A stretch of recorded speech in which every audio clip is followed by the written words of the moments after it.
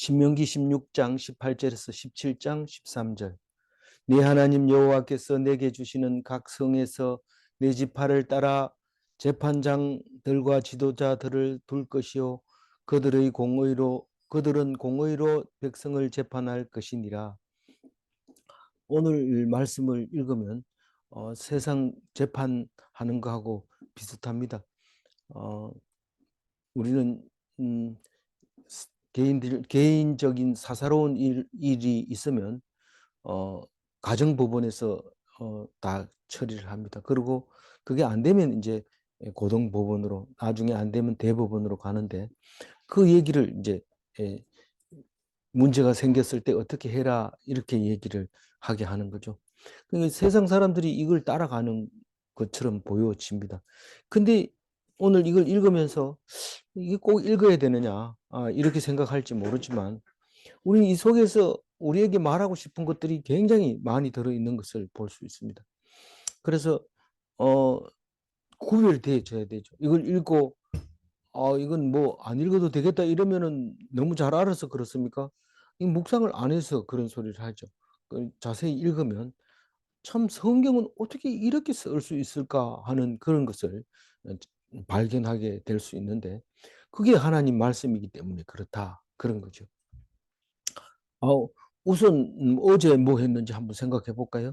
어제는 3대 절기를 얘기했어요. 3대 절기 왜 줬어요?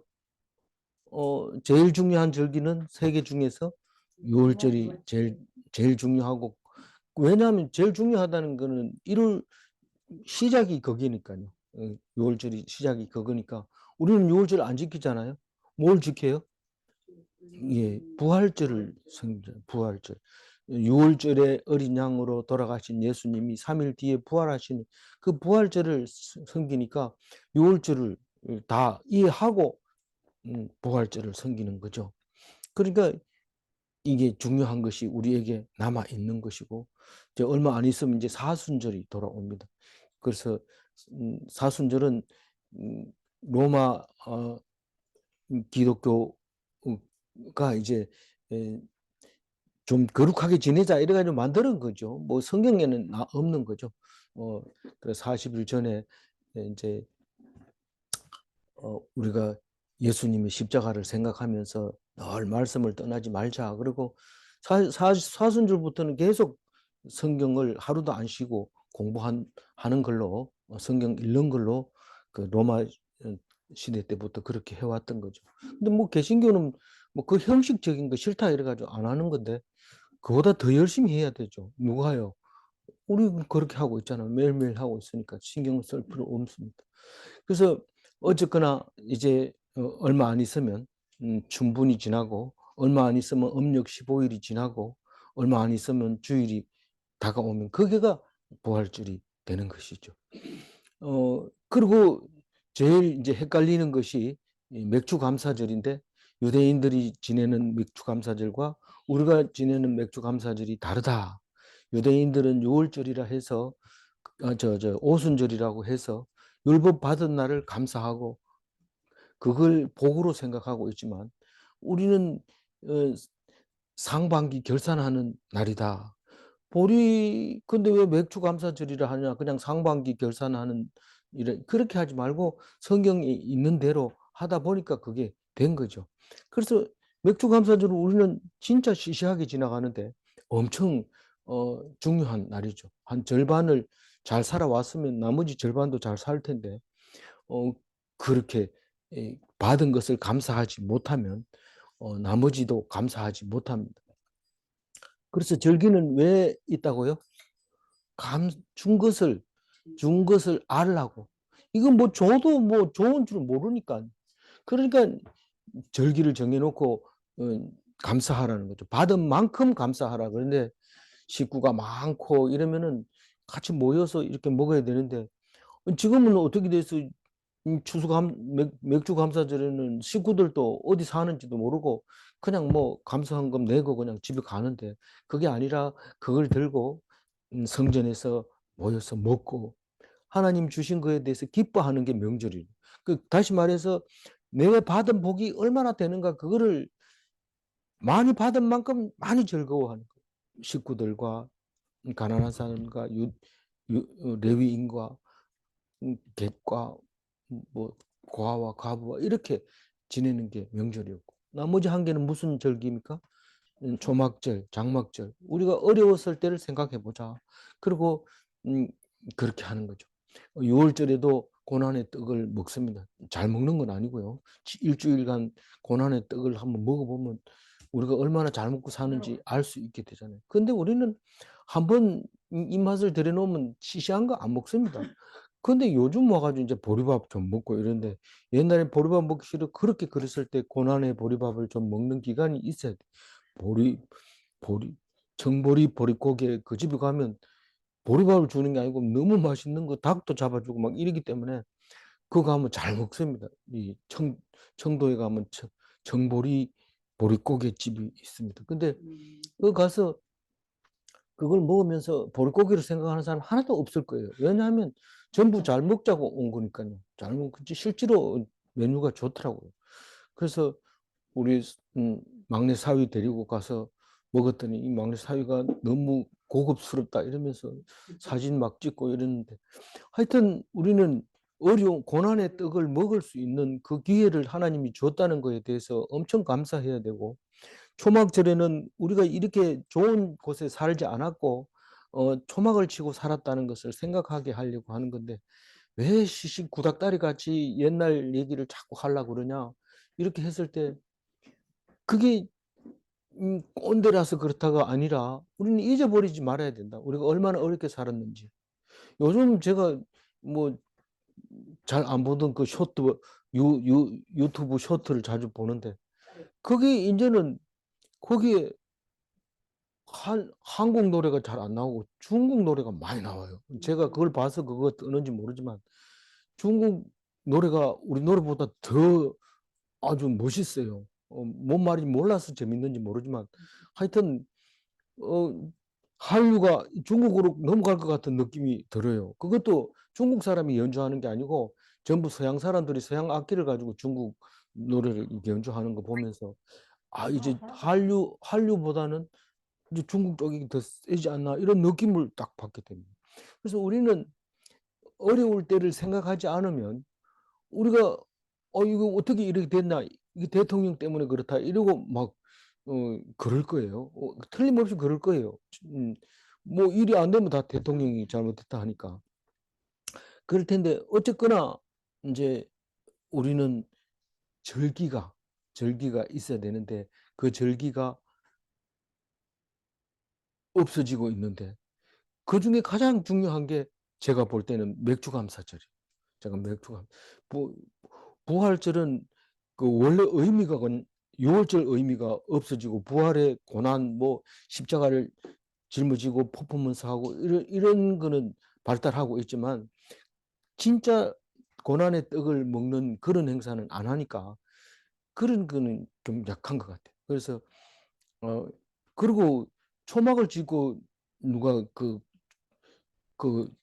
음, 추석에 누가 바깥에 나가서 천막 치고 있으면 야단치고 이럴 텐데 왜 좋은 거를 가지고 그렇게 에, 나쁘게 자꾸 어려울 때만 생각하냐, 좋은 것만 생각해 이런데, 우리는 앞날이 하나님이 주관하시기 때문에 절대로 좋은 일만 일어난 건 아니죠. 기억하고 있으면 지금 현재가 가장 행복해지는 거죠. 어려울 때를 생각하면 그걸 받은 복을 세워 보아라. 그래서 3대 절기를 우리에게 주신 것을 어제 묵상을 했는데, 오늘 살다 보면은 이제 문제가 생길 때가 있습니다. 사람과 사람 사이에 문제가 생길 때, 네 하나님 여호와께서 네게 주시는 각 성에서, 이 말은 이 각 성, 이게 어제 묵상하면서 음, 각 성이 이게 눈에 들어옵니다. 그렇게 묵상하시는 분이 있었는데, 우리는 각 성이 뭡니까? 교회 밖에서 교회 밖에서 생활하는 가정과 학교, 그리고 동, 동료들하고 동무들하고 모여서 노는 개추할 때 이런 것들이 각성에 해당되는 거죠. 물론 뭐 말씀으로 뭐 개최하는 사람은 없지요. 그렇지만 이제 그 전도회라든가 뭐 이런 것들을 말하면 공식적으로 이 교회 안에서 일 말고 그 조금 벗어난 곳에서 각 성에서 일어나는 일인데, 지파를 따라 재판장들과 지도자들을 둘 것이요. 그게 성읍별, 지파별 재판장과 지도자를 두어라, 그 말을 하고 있습니다. 이건 뭐 두지 말아 해도 자동으로 씁니다. 우리 개추 가도 개 오야가 누구냐 이렇게 얘기하고, 뭐 어디 가도 장을 뽑아가지고 임기를 주고 그렇게 하죠. 그래서 재판장과 지도자들은 항상 있게 돼 있습니다. 그 공동체에는. 근데 그 공동체의 장이 문제를 해결해야 되는데 공의로 재판해야 된다. 니 이거 잘못했다, 옳게 했다, 이걸 해야 되는데 법이 있으니까 법대로 하면 돼요. 근데 법이 없을 때는 그 재판장과 지도자들이 시키는 대로 해야 되는 거죠. 그래서 지도자들과 재판장들은 어떻게 해야 될까요? 뭐 잘나면 될까요? 힘이 있으면 될까요? 하나님 말씀을 잘 읽어야 돼요. 그래야지 그 공의가 째닥한데 사람들에게 불평, 불만이 없게 되는 겁니다. 근데 장이 돼가지고 무슨 말인지 모르고 그냥 이렇게 하면 안 되죠. 그래서 우리가 지도자 세워놓으면은 자동으로 가서 성경 찾아보고 또 은혜 받고 이래가지고 기도하는 게 완전히 또 달라집니다. 장을 세워놓으면. 그래서 세우고, 그래서 그, 그 사람은 공의로 재판을 해야 된다. 네크라고 하는 그 공의가 올바름, 또 인간의 공평, 이렇게 얘기하는데 나중에 이게 이제 사람마다 달라집니다. 그래서 올바름이 뭔지 모릅니다. 그래서 지금은, 옛날에는 그게 굉장히 중요한 얘기 같지만 지금은 동네 앞에다가 바르게 살자 이러고 돌에다가 크게 새겨 놓으면 지나가는 사람이 웃습니다.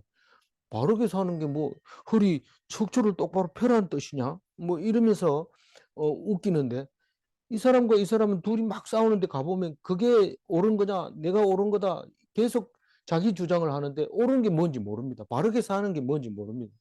그래서 우리는 뭘 가지고 있어야 돼요? 말씀을 가지고 있어야 돼요.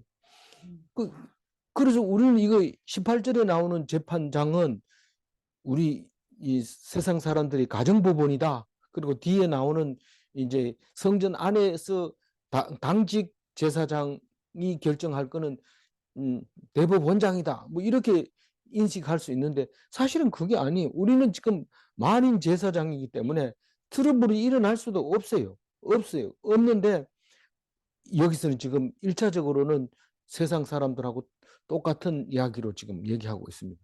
당연히 공의로 판단해야겠죠. 그 공의는 말씀인데 그건 우리가 예수 믿는 사람 입장에서 확실하게 보여지는 것이고, 원래는 법대로 하자면 18절 그대로 읽으면 됩니다. 19절 읽어봅니다. 너는 재판을 굳게 하지 말며 네. 사람을 외모로 보지 말며 또 네. 뇌물을 받지 말라. 뇌물은 지혜자의 눈을 어둡게 하고 의인의 말을 굳게 하느니라. 이 공의를 행하고 싶은데 잘 안 돼요. 왜냐하면 이게 이 사람을 옳다 그러면 나한테 손해가 올 가능성이 높아요. 가난한 사람을 나쁘다 이러면은 손해 볼 게 별로 없는데, 이 뭐 조금이라도 그 힘 있는 사람을 옳지 않다고 얘기를 하면 굉장히 이 불이익을 당할 수 있기 때문에 재판을 이렇게 똑바로 갖다 삐딱하게 이렇게 굽어지는 거죠. 그렇게 하지 말라는 거죠. 말씀대로 해야 되는 거죠. 나는 잘 모르겠는데 말씀이 이렇게 한다, 이렇게 합시다, 그렇게 해야 되는 거죠. 그러니까 맨날 가난한 사람한테도 욕먹고 돈 있는 사람한테도 욕먹고 그런 거죠.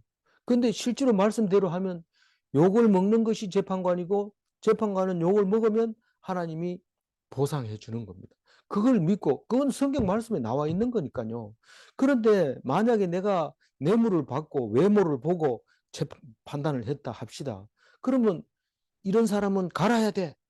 지도자 갈아야 돼. 그리고 일어날 나면 될까요? 안 될까요? 일어나면 안 돼요. 왜냐하면 그거를 하나님이 세우기 때문에.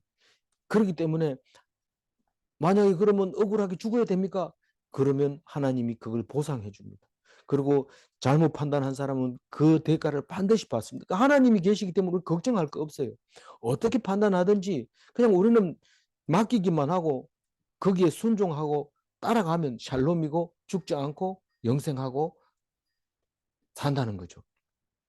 그래서 우리가 불의한 판단을 하더라도 하나님은 공평하게 합니다. 무슨 말입니까? 재판을 내가 불의하게 하면 하나님이 나를 징벌한다는 거죠. 그래서 뇌물을 받으면 뇌물 받아도 똑바로 하면 안 됩니까? 뭐 오래 하는 거 아니고 한 4년 하고 많은데 좀 받죠 뭐 이러고 받아버리면 눈이 흐르멍덩하게 됩니다. 그래서 백내장 이런 거 잘 걸리는데 어두워가 잘 안 보입니다. 그래서 지혜를 어둡게 하고 의인을 죄인으로 만들어 버립니다. 재판을 했는데 의인을 그냥 죄인 만들어 버리고 그렇게 한다는 거. 의인의 말을 굽게 하느니라. 20절 읽어봅니다. 너는 네, 재판을 네. 마땅히 너는 마땅히 공의만을 따르라. 그리하면 내가 살겠고 내 하나님 여호와께서 내게 주시는 땅을 차지하리라. 그게 공의만 살 수 있다. 공의만 구원받는다. 사는 길이며 약속의 땅을 얻는 길이다. 뭐 약속의 땅을 얻는 길이라 주시는 땅을 차지하리라 이 말은 천국 가리라 이런 말로 자꾸 읽어지니까 장례식 때 요단강 건너가 만나리 이 찬송을 하죠. 지금 아직 요단강 못 건넜어요. 건너기 전에 신신당부하고 있는 말이거든요.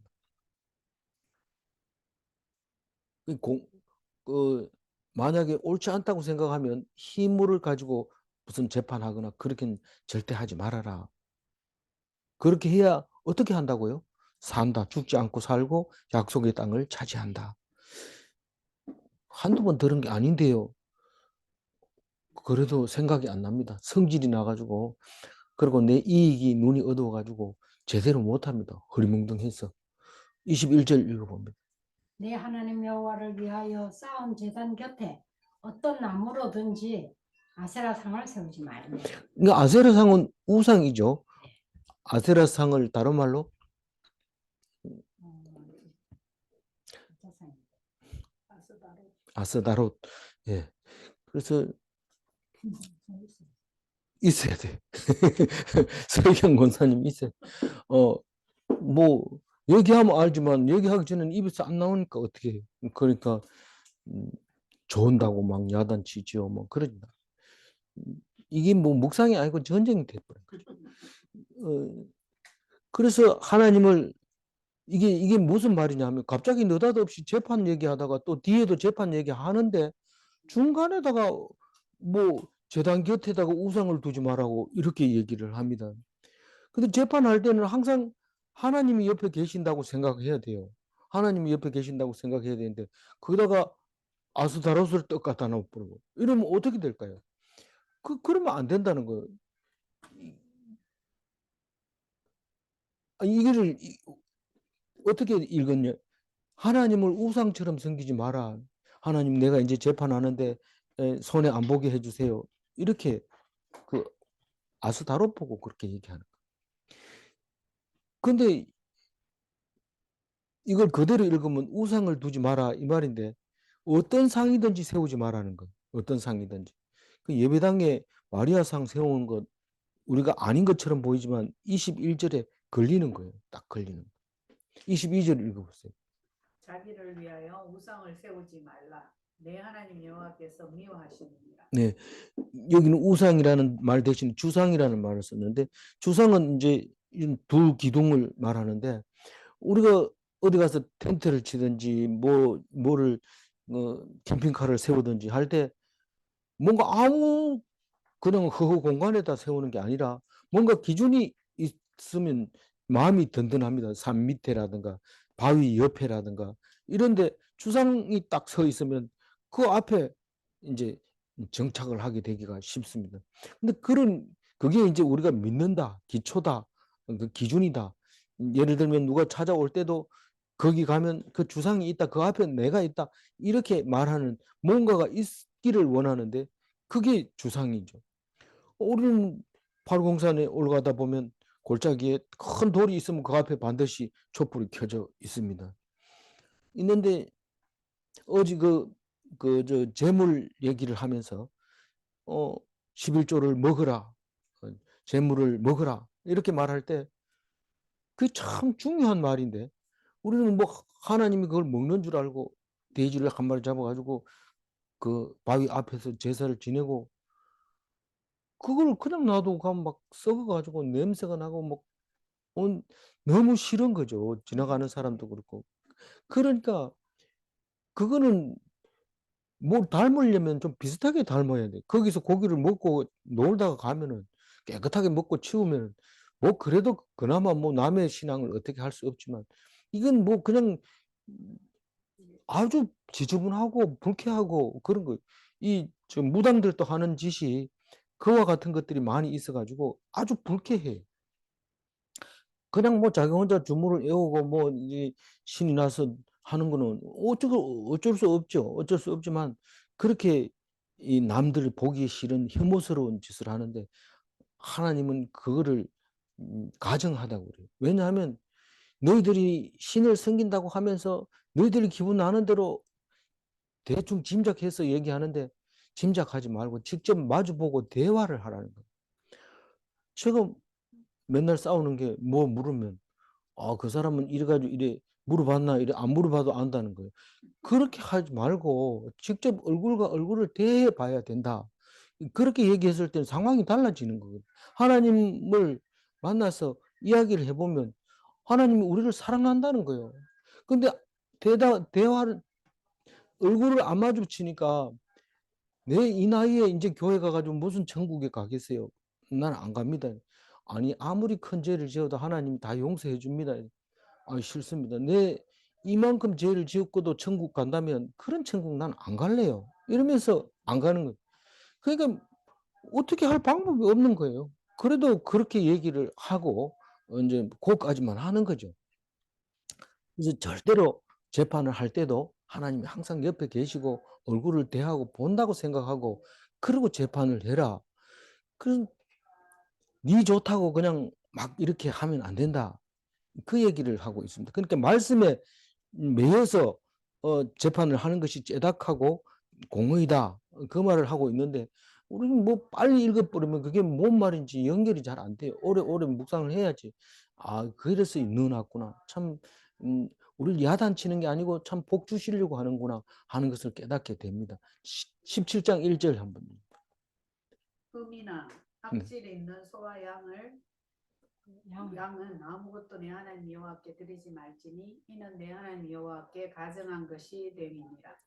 여기 가증하다는 단어가 나오는데 이 속마음과 그 마음이 다르면 가증하다고 얘기를 해요. 그래서 이 재물은 어차피 잡아가지고 먹는 거기 때문에 좀 흠이 있고 악한 질병이 있는 그런 거를 잡아 먹으면 우리 다 좋지 않겠는가 이런데 하나님 그걸 아주 싫어해요. 그러면서 사실 우리가 뭐 양식이 좋은 1등급, 2등급, 3등급 양식이 있을 때 어떤 걸 먹으면 좋을까요? 흠이 있는 것부터 먹으면 좋을까요? 흠 없는 것 있는 것부터 먹으면 좋을까요? 없는 것부터 먹으면 좋을까요? 그, 그 욕심이 많거나 알뜰한 사람은 꼭 흠이 있는 것부터 먹어요. 근데 나중에 흠이 없는 게 썩어버려요. 그래서 하나님이 먹으라 할 때 네 축복을 줄 때 좋은 것부터 먹고 그리고 흠이 있는 거 배고플 때 먹으면 그것도 괜찮은 거예요. 근데 뭐 알뜰하게 한다고 하면서 다 썩혀버리는 그런 일이 있는데 그건 제가 이제 생각나는 대로 하는 말이고요. 어쨌든 하나님이 흠이나 악질이 있는 소와 양은 안 된다. 왜 꼭 소와 양만 재물을 드릴 때는 소, 양 그리고 염소, 비둘기 요거 말고는 없어요. 다른 거는 재물을 하나님 안 받아줘요. 왜 그렇다고요? 소, 양이 제일 중요한데 굽이 갈라져 있고 색임질을 하기 때문에 그래요. 굽이 갈라졌다는 거는 뭐예요? 우리가 어떤 사건을 딱 만났을 때 이건 이렇게 해야 된다. 확실해야 돼. 이래도 되고 저래도 되고 뭐 할 수도 있고 안 할 수도 있고 이게 아니라 분명해야 돼. 그래서 갈라져야 된다는 거고 책임질을 한다는 게 뭐예요? 어제 들은 말씀을 좀 되새겨 봐라. 기도할 때 좀 책임질 기도를 해라. 그렇게 했을 때 그게 제물이 돼서 예배 드릴 때 그 두 가지 성질을 가지고 있을 때 그 예배가 참된 예배라는 거죠. 분별력이 없고 또 무슨 얘기했는지 모르고 그런 예배는 하나님이 별로 좋아하지 않는다. 그래서 소와 양은 짐승은 됐는데 그렇더라도 흠 있고 악한 질병이 걸려 있는 그런 부스럼 나고 또 그리고 설사막하고 이런 소는 제물로 드리기에 불합격하다. 소가 설사하는지 어떻게 알아요? 소가 설사를 하면 온 등에 똥이 묻어 있어요. 그래서 지저분해요 보면. 그래서 팔로 갈 때는 그걸 깨끗하게 씻어 가야 설사를 하는지 안 하는지 아는데 한참만 세워놔도 알죠. 그런 근데 네 하나님 여호와께 드리지 말지니 이는 내 하나님 여호와께 가증한 것이 됨이라. 아니 뭐 하나님께 그런 거 드려도 뭐 어차피 안 잡술 거 아닙니까? 이러면 하나님을 제일로 생각하는 행위가 아니라는 거죠. 하나님을 제일로 생각하는 사람만 하나님께 제물을 드리는 거지. 그보다 더 귀한 게 있으면 너는 지금 돈이 귀하냐? 너네 집에 있는 소가 살찐 소가 더 귀하냐? 이렇게 물으면 이 사람은 할 말이 없기 때문에 그걸 가증한 것이라고 얘기하고 있는 것입니다. 2절 읽어. 내 하나님 여호와께서 내게 주신 어느 성 중에서든지 너희 가운데 어떤 남자나 여자가 내 하나님 여호와의 목전에 악을 행하여 그 언약을 어기고 이 말은 이해가 참 쉬운 것 같지만 실질적으로 자세히 읽어보면 무슨 얘기를 하고 있느냐 하면 성중에 다시 말해서 우리 가정에서나 학교에서나 우리가 또 다시 말해서 교회 중에서 전도회나 또 장년부나 뭐 이런 데서 모여서 남자나 여자나 할 것 없이 누군가가 목전에서 악을 행하고 언약을 어기면 이런 말입니다. 그게 목전에서 악을 행하고 언약을 어기는 게 뭡니까? 말씀을 안 읽고 엉뚱한 거 가지고 자꾸 얘기하고 이러면은 그거 뭐 그럴 수도 있는 거죠. 뭐 어떻게 되는데요? 죽이라는 거예요. 그 사람을 죽이라는 거예요. 와, 이거 너무 심한 거 아닙니까? 근데 말씀은 안 읽으면 그게 비기독교인이라는 거죠. 말씀을 안 읽으면 비기독교인이고 그것은 결국은 출교시킬 수밖에 없다는 거고 출교시키면은 교인 명단에 없어요. 없는데 이름이 있던 사람이 없어졌으면은 이렇게 줄을 두 줄 쫙 걷는데 원래 어떻게 해야 돼요? 죽은 사람만 두 줄 그어야 되는데 그렇게 해서 나간 사람도 두 줄 그어버려요. 그럼 교회에서는 죽은 사람이나 마찬가지인 거예요. 3절 읽어봅니다. 가서 다른 신들을 섬겨 그것에게 절하며 내가 명령하지 아니한 일월 성신에게 절한다 하자. 네. 뭐 이거는 예화를 들어서 하나를 설명했지만 다른 신을 섬긴 거, 이런 성신을 뭐 아스다롯 그거 얘기하는 겁니까? 그것도 있지만 뭐 그럼 돈 얘기하는 겁니까? 돈도 있지만 또 그거 말고 뭐가 있냐? 그거 가면 뭐 한 자리 주잖아요. 그것도 안 되는 거예요. 그거 가면 뭐 건강해지는 것도 마찬가지고 하나님을 제일로 생각하지 않은 것. 다시 말해서 말씀 듣는 걸 게으리 할 때 이 말입니다. 뭐 말씀 듣는 게 그렇게 어렵습니까? 아파도 읽을 수 있고 털어놓고 읽을 수 있고 들을 수 있고 그것을 기뻐하고 즐거워하고 복 있는 사람처럼 주야로 묵상하느냐가 중요한 거지. 그게 무슨 시간이 필요하고 무슨 노력이 필요합니까? 그거를 지금 얘기하고 있는 겁니다. 목전에서 악을 행하여 언약을 어기고 3절이죠. 다른 신을 이를 성신에게 절한다. 이렇게 하면 그 사람은 죽이라는 거예요. 4절 읽어봅니다. 그것이 내게 알려짐으로 내가 듣거든 자세히 조사해 볼지니 만일 그 일과 말이 확실하여 이스라엘 중에 이런 가증한 일을 행함이 있으면 우리가 지금 이 4절을 읽으면서 도대체 이런 뭐 이럴 성신에게 절했다고 해서 죽이라고 그러냐 이게 말이 안 될 것 같이 보이지만 하나님은 지금 초점이 어디 있어요? 너희들이 지금 나를 보고 있느냐, 딴 걸 보고 있느냐? 그것만 지금 하나님은 관심이 있지. 뭐 안 돼, 저런 거 우리는 얼마든지 할 수 있어요. 근데 하나님은 절대 안 된다고 얘기를 하고 있습니다. 그래서 그 소리를 듣게 됩니다. 예배 안 들었는데 니 왜 안 들어왔나 이러면은 뭐 무슨 일이 있으면은 그거는 뭐 하나님을 제일로 생각하지 않아서가 아니라 할 수 없이 그럴 수 있는 거죠. 그렇지 않고 아예 그냥 나는 그 시간에 못 들어가요. 이렇게 한다면 제해버리나. 너무 눈앞에 있는 것만 비유하는 것 같아서 이 감이 잘 안 올지도 몰라요. 어쨌든 간에 이게 무슨 말이냐면 어, 겉으로는 하나님 제일로 생각하면서 말씀에 그렇게 귀 기울이지 않는다는 것을 말하고 있는 겁니다. 그래서 가족 중에서나 신앙 공동체 중에서 다른 신을 섬기면 다른 걸 더 좋아하면 그러면 그게 확실하면 그러면 5절 읽어봅니다. 너는 그 악을 행한 남자나 여자를 내 성문으로 끌어내고 그 남자나 여자를 돌로 쳐 죽이라. 왜 남자나 여자나 이랬을까요? 다른 거는 뭐 그냥 사람이라 이러더니 여기 와서는 꼭 남자나 여자나 이런데 성범죄. 아니 성범죄가 아니라 여자는 뭐 할 일이 많아요. 이 묵상 좀 해라 이러면 내가 바쁜데 언제 그 묵상할 새가 있어요. 이렇게 말할 수도 있고 남자는 또 일이 바쁜데 뭐 핑계를 다 남자가 물으면 여자는 핑계대고 여자가 물으면 남자가 핑계대고 다른 핑계니까 말도 못하고 그냥 가만 놔둘 수 있는데 그것도 절미하고 하나님 말씀을 어기고 언약을 어기고 말씀 안 듣는 게 무슨 어기는 겁니까?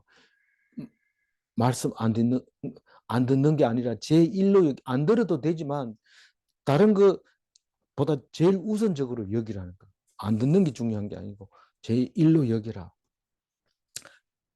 그래서 돌로 쳐 죽이라는 거. 실제로 있을 수 있습니까? 이렇게 물으면은 이제 뒤에 설명합니다. 이거 읽어보고 이 현실에 안 맞다 이러면은 성경을 잘못 읽은 겁니다. 이게 현실에 딱 맞아 들어갑니다. 6절 읽어보세요. 죽일 자를 두 사람이나 세 사람의 증인으로 죽일 것이요 한 사람의 증인으로는 죽이지 말 것이며. 야, 이게 좀 조심스럽긴 하지만 한 사람이 신앙생활 안 한다고 누가 한 사람 얘기하면 별로 귀담아 듣지 않습니다. 근데 한 사람이 그 사람 뭐 점치러 간다 하더라. 뭐 그런데 혹은 또 다른데 뭐 이상한 데 간다 하더라. 이렇게 말할 때 보는 사람들 앞에서 확실하게 얘기해라. 네가 본 거 확실하게 얘기해라. 얘기하면 돌로 쳐 죽인 거예요. 벌써 이미 두 사람이. 한 사람은 못 죽이고 근데 두 사람이나 세 사람이 그 앞에서 많은 사람들 앞에서 얘기를 합니다. 그러면 그 사람은 명단에서 제외되는 거죠. 신앙 공동체에서 명단에서 제외되는 겁니다. 한두 사람. 그러면 어떻게 됩니까? 나머지 사람들, 그 두세 사람 말고 나머지 사람들이 돌로 쳐 죽이는 겁니다. 그냥 놔두는 거니까. 출교가 되는 거죠. 그런데 이 두세 정의는 성경 전체에서 압도적으로 변동이 없죠. 그 두세 정인이라는 말은 예수님 때에도 여전히 그랬어요. 근데 예수님이 네 정인이 있나? 이러니까 내가 나를 제일 잘 안다. 나를 증거할 사람은 없다. 그래 말하니까 유대법으로는 그 불가능한 일이거든요. 세상 어떤 법이 정인 없이 네가 옳다고 얘기를 할 사람이 없다는 거죠. 죽일 수밖에 없어요. 예수님은 뭐 그때 말 참 잘하지 소용없어요. 예수님은 죽을 수밖에 없는 그런 길을 가게 됐던 거죠. 7절 읽어봅니다. 이런 자를 예. 죽이기 위하여는 예. 죽을 아닌 자. 장 주사님 읽으세요. 이런 자를 예. 죽이기 위하여는 정인이 먼저 그에게 손을 댄 후에 예. 뭇 백성이 손을 댈지니라. 너는 이와 같이 하여 너희 중에서 악을 제할지니라. 그 7절은 우리 신경 안 써도 돼요. 자연적 그렇게 될 수밖에 없다는 거예요. 두세 정인이 이 사람은 지금 우상을 섬기고 있습니다라고 딱 얘기하면 벌써 그 사람은 출교가 되는 거고 나머지 사람은 가만히 있으면 인정하는 것이 돼요. 돌로 쳐 죽인 겁니다. 어떻게 그렇게 말할 수 있어요? 그런데 우리가 탕자 이야기 있잖아요. 그 아버지 말 안 들고 아버지 손에서 가정에서 떠나버렸어요. 그럼 아버지는 죽었다고 생각한 거예요. 근데 돌아오니까 죽은 자가 살아왔다고 기뻐하고 잔치를 베풀잖아요. 그 말 한마디 한마디가 성경에 적혀 있는 게 그게 우리가 서로 유기적으로 다 연결이 되어 있는 것을 보면서 야, 참 성경이 글자를 바꾸면 안 돼. 절대로. 내가 이해가 가기 좋게 바꿔버리면 안 돼. 이 본문을 건드리면 안 돼.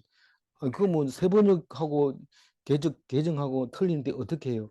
그건 그 성경으로 그냥 놔두고 이건 이 성경으로 그냥 놔두고 우리는 그 성경에서 은혜 받는 쪽을 택해서 읽어야 되는 것이죠. 어떤 게 맞다 틀리다가 아니라 은혜가 되느냐 그리고 해석이 되느냐 이해가 되느냐 그걸 보는 거죠. 그래서 뭐 하나만 정해주세요. 뭐 우리 저기 그래야 뭐 한 공동체가 아닙니까? 그렇게 할 필요 없어요. 그냥 매일 성경 가지고 아니 저 세번역 가지고 막 얘기하고 개혁 개정 가지고 막 얘기하다가 둘이 만나서 이야기해 볼 때 틀린 부분이 있으면 찾아서 나누어 보면 되는 거죠.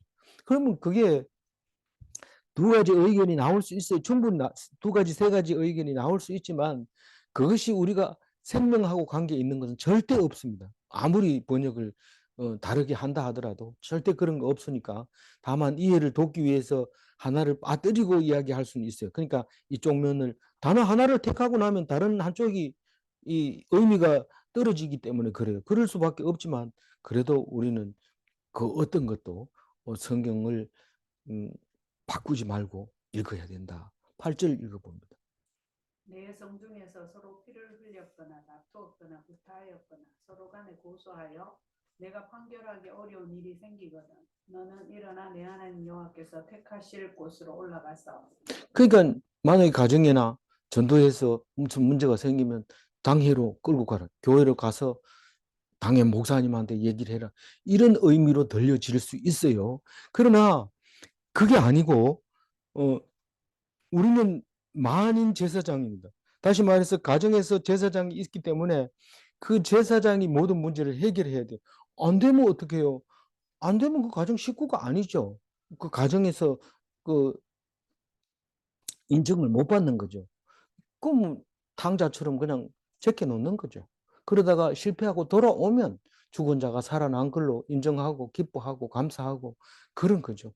내가 꼭 돌로 쳐서 죽이는 게 아니고 그건 율법주의죠. 모세는 딱 한 번 제가 볼 때는 그게 큰 실수 같아요. 그래도 하나님이 죽이라고 해서 죽였기 때문에 안식일 날 나무 하다가 걸린 걸 가둬놨다가 기도하고 돌로 쳐 죽인 것이 그것은 모세의 실수 때문에 우리가 산 거예요. 그렇지 않으면 그걸 가르쳐 줄 방법이 없어요.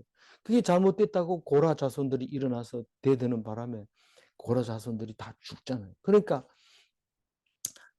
우리는 율법대로 하기는 해도 하나님은 그걸 이용합니다. 그러니까 네가 율법대로 해서 율법주의라서 네가 좋지 않다 이렇게 얘기하든지 그걸 잘 하나님의 은혜로 바꿔가지고 잘 소화시켰든지 어쨌든지 간에 하나님은 그것을 사용하시고 좋은 것으로 인도하여 가는 것을 우리는 믿어야 되는 거죠. 믿고 성경을 보면 다 그렇게 되어 있는 거죠. 믿음이 중요한 거지 옳고 그르고를 아무리 따져봐야 결국은 제자리에 돌아옵니다. 우리가 회사나 학교에서 제로섬이라는 말을 잘 씁니다. 한쪽이 좁으면 한쪽이 나빠지고 저쪽이 좁으면 또 이쪽이 나빠지고 결국은 똑같아진다. 제로다. 제로다. 그걸 갖다가 어떤 사람들은 하나님은 참 공평해 이럽니다. 한 사람은 유명하고 막 이러는데 그 사람이 비실비실하다 빨리 병이 들기도 하고 또 비실비실한 사람이 오래오래 살고 건강하게 살면 하나님은 참 공평해 이런 말을 할 때 우리는 그걸 가지고 네가 잘했니 내가 못했니 옳니 그러니 이런 말을 하는 게 아니라 하나님이 계획하고 계시는 것에 대해서 감격하고 감동하고 참 감동하는 거죠. 그게 우리가 할 일인 거죠. 성경 말씀 보면 그렇게 되는 거죠. 하나님이 주신 것을 크게 치려면 나는 어떻게 돼야 될까요? 높아야 될까요? 낮아야 될까요? 낮아지면 돼요. 그리고 하나님이 내가 너를 높이리라 할 때 어떻게 높여줘요? 주변 사람을 다 낮춰버려요. 죄를 짓게 하고 못되게 하고 나를 괴롭히고 그러면 내가 우뚝 서서 하나님이 봐라 내가 너를 높인다고 했잖아. 그럽니다. 근데 우리는 그렇게 생각하지 않고 나는 저 사람보다 높여주기로 했으니까 높여주세요. 이거 뭐 요번에 꼭 당선되게 해주세요. 이런데 그건 거꾸로 가고 있는 거죠. 우리 구절 읽어볼까요? 구절 읽었어요? 예, 됐어요. 예. 레위 사람 제사장과 당시 재판장에게 나아가서 물으라. 그리하면 그들이 어떻게 판결할지를 내게 가르치리라. 이 물으라 이 말은 얼핏 보면 잘 안 쓰는 말 같지만은 옛날부터 무슨 애가 아프면 네 가서 어디가 물어봐라. 어디가 물어봐요? 우리는 제일 많이 들은 게 재준 어머니한테 가 물어봐라. 재준 어머니가 이렇게 신이 들려 있어서 가끔 헛소리를 해 그렇지. 거기가 물으면은 뭐 어디 가서 밥을 떠놓고 뭐 칼을 그다 걸어 올려놓으면 된다네. 뭐 이러면서 그 물어보고 오면 그런 말을 하는 것을 볼 수 있어요. 우리가 문제가 생기면 재판장한테 가서 물어봐. 이거 어떻게 합니까? 그래서 재판장은 그 각 지도자들, 각 성읍이나 각 가정에서 대표되는 호주가 되고 가정에서 대표가 되는 사람한테 물으면 그 가정의 일들을 다 해결을 합니다. 대부분. 근데 그 가정에 문제가 생기면 그 가정의 대표가 와가지고 혹은 전도회 대표가 와서 이제 담임 목사한테 얘기를 할 수 있는 거죠. 그럼 물어보는 거죠. 근데 우리는 꼭 그렇게 안 해도 돼요. 왜냐하면 우리가 다 재판관이고 우리 선에서 끝날 수 있어요. 못 끝나면 어떻게 돼요? 하나님한테 물어봅니다. 목사님한테 가든지 제사장 예루살렘 성전 대제사장 당직 대제사장한테 물어보든지 결국은 하나님 말씀 가지고 판결을 내립니다. 우리는 하나님 말씀 가지고 판결 내릴 수 있어요. 10절 읽어봅니다. 여호와께서 택하신 곳에서 그들이 내게 보이는 판결의 뜻대로 내가 행하되 그들이 내게 가르치는 대로 삼가 행할 것이니. 그래도 이게 10절과 11절 얘기는 재판관이 결정 내린 대로 순종해라는 거죠. 그런데 여호와께서 택하신 곳이 어디라고요? 예루살렘. 거기에는 누가 있어요? 그들이 있어요. 그들이 누구예요? 재판장이. 이 그들을 놓치면 안 돼요. 그들을 놓치면 안 돼요. 그들이 네게 보이는 판결의 뜻대로. 이 말은 성경을 읽어보면 판단이 나와요. 나오지만 고아와 과부와 뭐 이렇게 나그네하고 쓰는데 관계 있느냐 뭐 이런 거 가지고도 싸움하는 것에 됩니다. 예를 들면 향유 옥합이 하나가 몇 천만 원 하거든요. 그렇게 비싼 향유 옥합을 깨가지고 예수의 발 아래 붓는 게 옳은 거예요? 가난한 사람 도와주는 게 옳은 거예요? 우리는 판단하기 어렵습니다. 근데 말씀을 읽으면 이게 답이 나오거든요. 그런 것인데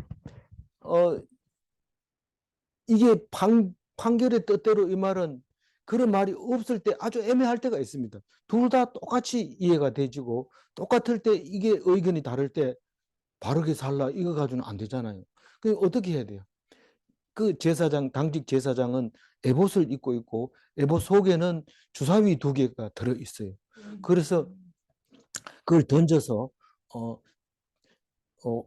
홀수가 나오면 비고가 이기고 짝수가 나오면 원고가 이기고 이렇게 판결을 그건 제사장 마음대로인데 하나님이 딱 지켜줍니다. 아니 하나님이 한 건데 이 제비뽑기 해가지고 됩니까? 이런데 성경은 그것을 하나님의 뜻이라고 얘기를 합니다. 결코 우리 마음대로 안 되는 것은 다 하나님의 뜻인 거죠. 우리 마음대로 안 되는 것은. 그래서 두 번째로는 제사장들이 뭘 하느냐면 가르치는 거예요. 성경에 이렇게 했는데 그대로 됐느냐. 그리고 조심스럽게 그것을 해석해보라. 그 뜻이 무엇인가. 그렇게 제사장이 판결을 내릴 때도 있고요. 11절 읽어보면. 그들이 내게 가르치는 율법의 뜻대로 그들이 내게 말하는 판결대로 행할 것이요 그들이 내게 보이는 판결을 어겨 좌로나 우로나 치우치지 말 것이니. 이 제사장이 율법은 이렇게 돼 있으니까 네가 잘못했다. 이렇게 뭐 그럴 수도 있잖아요. 그럴 수도 있잖아가 아니라 율법에 이렇게 돼 있기 때문에 너는 처벌을 받으라. 이렇게 했을 때 안 돼요. 이런다든가 한 사람이 고집을 계속 부리고 이렇게 했는데 왜 그래요? 이러고 불복하거나 그렇게 하지 말고 제사장에게 보였으면 무조건 순종해라. 그게 좌로나 우로나 치우치지 말라는 거예요. 이렇게 하면 저렇게 하고 저렇게 하면 이렇게 하고 이런 게 하지 말고 순종하라는 거예요. 내게 말하는 판결대로 이제는 이렇게 하는 거다. 알았나? 이렇게 직접적으로 언도를 내리면 선포를 하면 그대로 따라하라는 거예요. 그래서 그들이 네게 보이는 판결을 어기거나 어기는 것이 좌로나 우로나 치우치는 거죠. 안 갈래요. 이렇게 하고 하는 것을 말하는 건데,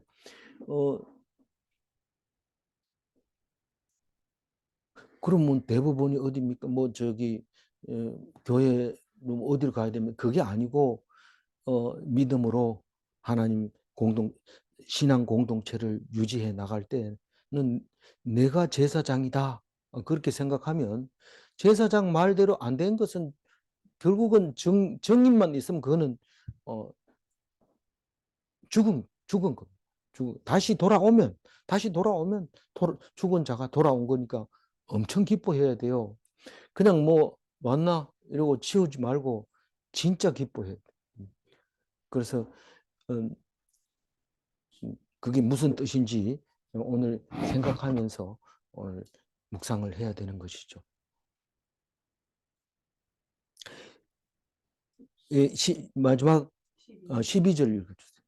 사람이 만일 무법하게 행하고 내 하나님 여호와 앞에 서서 섬기는 제사장이나 재판장에게 듣지 아니하거든 그 사람을 죽여 이스라엘 중에서 악을 제하여 버리라. 네, 이 제사장이나 재판관은 그들이라고 복수를 하지만은 너라고 하는 이스라엘 백성은 단수로 표시를 합니다. 이스라엘은 단수로 표시하고 재판장들은 복수로 취합니다. 그러니까 재판을 혼자 하는 게 아니다. 그 말이고 너희들은 하나다. 이스라엘은 하나다. 하나를 벗어나면 죽은 거나 마찬가지다. 그런 의미를 우리에게 이야기하고 있는 것 같이 보여요. 그래서 만약에 죽였으면 어떻게 죽였는지 안 죽였는지 어떻게 알아요? 명단에 없어요. 교인 명단에 없고 그 사람을 대하면 어떻게 해요? 처음 보는 사람처럼 대하라는 거예요. 처음 보는 사람처럼. 그리고 그게 악을 제하는 것인데 그 사람이 그냥 어기는 게 아니라 그냥 말을 안 듣는 게 아니라 적 그리스도가 돼요. 그럼 우리의 대적이 된다는 거예요. 우리 아군 아니면 적군이지 중간에 있는 거 없습니다. 성경 말씀을 보면 항상 그래요. 아군 아니면 적군, 이스라엘 백성 아니면 대적 이렇게 돼 있습니다. 그러니까 그걸 분명하게 해야 되고 무슨 일을 결정할 때도 어중간하게 서 있으면은 양쪽에서 공격해서 죽습니다. 근데 분명하면 살아남을 가능성이 있습니다. 만약에 죽는다 하더라도 한쪽에서는 훈장을 주게 될 겁니다. 마지막 13절 읽어봅니다. 그리하면 온 백성이 듣고 두려워하며 다시는 무법하게 행하지 아니하리라. 예, 온 백성이 듣고 두려워하여 다시는 무법하게 행하지 아니하리라. 이렇게 말합니다. 이 13절만 읽어보면 우리 뭐 하나님께서 우리를 다스린다 하더니 완전히 공포로 다스리니에요. 이러면서 악한 왕이 아닙니까? 이런데 악한 왕입니까? 그렇지 않아요. 이게 만약 13절이 이해가 제대로 됐으면 오늘 제대로 읽은 겁니다. 하나님이 우리 만약에 집에서 쫓겨나는 것을 두려워하면 아버지 말을 잘 듣죠. 근데 쫓겨나는 걸 두려워하지 않고 나가라면서요. 이러면서 보따리 싸가지고 나가면 그건 뭐 그 집 식구가 아닌 거죠. 그래서 말씀은 무시하는 자, 귓등으로 듣는 자, 말씀을 두려워하지 않는 자, 두려워하는 자는 죄를 두려워하는 자고 하나님을 두려워하는 자입니다. 두려워하는 자는 말씀의 귀를 기울이는 자입니다. 그게 사는 길이죠. 그게 하나님을 아는 길이에요. 그래서 13절을 가지고 제가 정리를 하면은요. 죄를 두려워하면 죄를 짓지 않습니다. 나는 겁난 게 없어 이러면 그건 좋은 거예요, 나쁜 거예요? 이 두려워해야 돼. 아, 그런가? 이러고 눈을 쫑긋하면 이제 죄를 안 지을 가능성이 있죠. 법을 두려워하지 않을 때 이스라엘 백성이 될 수 없습니다. 될 수 없습니다. 두려워 안 하면 벌써 죄를 짓고 벌써 죽은 거예요. 문제 1번. 불법한 자식이 돌아오면 죽은 자가 살아왔다고 기뻐하시는가? 잘 알죠. 문제 2번. 오직 제사장의 판결에 순종하는 것이 사는 길인가? 네, 그렇습니다. 기도하겠습니다. 하나님 감사합니다. 우리가 재판을 할 때에 그냥 아무 생각 없이 재판해 주세요 하고 맡기고 마음에 안 듭니다 이러고 또 상소하고 그런 것이 아니라 제사장으로서 분명하고 확실하게 하고 그리고 그런 일이 일어나지 않도록 늘 기도하면서 제사장으로 살게 해주셔서 하나된 공동체로 하나님만 바라보고 하나님 말씀을 두려워하며 결코 하나님을 떠나지 않는 우상을 섬겨서 벌받지 않는 참된 그리스도인으로 살게 해주신 것 감사합니다. 우리가 어떻게 살지 성경은 다 아시고 나에게 말씀하실 때에 성경 말씀이 나하고 관계없는 것처럼 들리지 말게 하시고 들려지게 하시고 기뻐하게 하시고 감사하게 하여 주옵소서. 우리 주 예수 그리스도 이름으로 기도 올리옵나이다. 아멘.